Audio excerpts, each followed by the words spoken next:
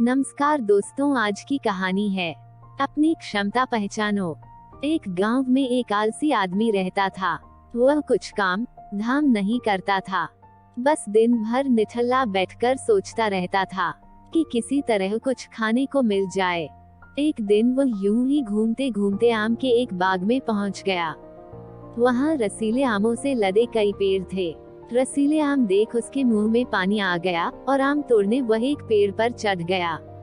लेकिन जैसे ही वह पेड़ पर चढ़ा, बाग का मालिक वहां आ पहुंचा। बाग के मालिक को देख आलसी आदमी डर गया और जैसे तैसे पेड़ से उतरकर वहां से भाग खड़ा हुआ। भागते भागते वह गांव के बाहर स्थित जंगल में जा पहुंचा। वह बुरी तरह से थक गया था, इसलिए एक पेड़ के नीचे बैठकर सुस्ताने लगा। तभी उसकी नजर एक लोमड़ी पर पड़ी। उस लोमड़ी की एक टांग टूटी हुई थी और वह लंगड़ाकर चल रही थी।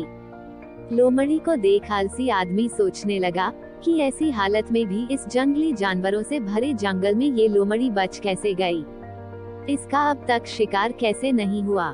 जिज्ञासा में वह एक पेड़ पर चढ़ गया और वहां बैठकर देखने लगा कि अब इस लोमड़ी के साथ आगे क्या होगा। कुछ ही पल बीते थे कि पूरा जंगल शेर की भयंकर दहाड़ से गूंज उठा, जिसे सुनकर सारे जानवर डरकर भागने लगे। लेकिन लोमड़ी अपनी टूटी टांग के साथ भाग नहीं सकती थी। वह वहीं खड़ी रही। शेर लोमड़ी के पास आने लगा।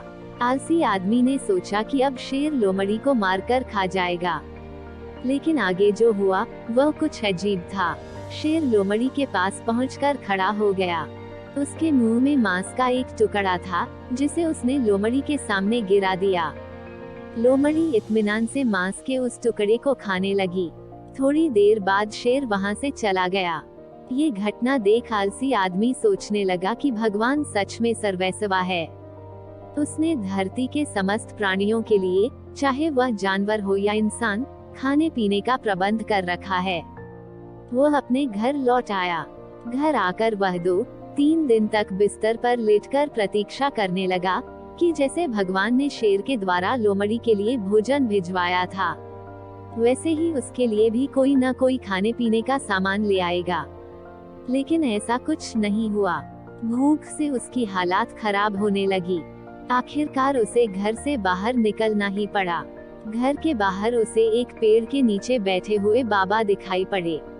वो उनके पास गया और जंगल का सारा वृतांत सुनाते हुए बोला, बाबा जी, भगवान मेरे साथ ऐसा क्यों कर रहे हैं?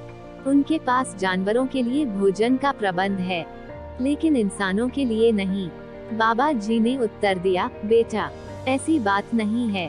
भगवान के पास सारे प्रबंध है, दूसरों की तरह तुम्हारे लिए भी। लेकिन बात यह है कि वे तुम्हें लोमड़ी नहीं, शेर बनाना चाहते हैं। दोस्तों, हम सबके भीतर क्षमताओं का असीम भंडार है, बस अपनी अज्ञानतावश हम उन्हें पहचान नहीं पाते और स्वयं को कमतर समझकर दूसरों की सहायता की प्रतीक्षा करते रहते हैं। स्वयं की क्षमता पहचानिए, दूसरों की सहायता की प्रतीक्षा मत करिए। इतने सक्षम बनिए कि आप दूसरों की सहायता कर सकें। दोस्तों, आशा करती हूँ कि आपको कहानी पसंद आई होगी और काफी कुछ सीखने और समझने के लिए मिला होगा। अगर वीडियो पसंद आया है तो वीडियो को लाइक करें, अपने दोस्तों को शेयर करें और अगर आप चैनल पर नए हैं तो चैनल को सब्सक्राइब जरूर करें और बेल आइकन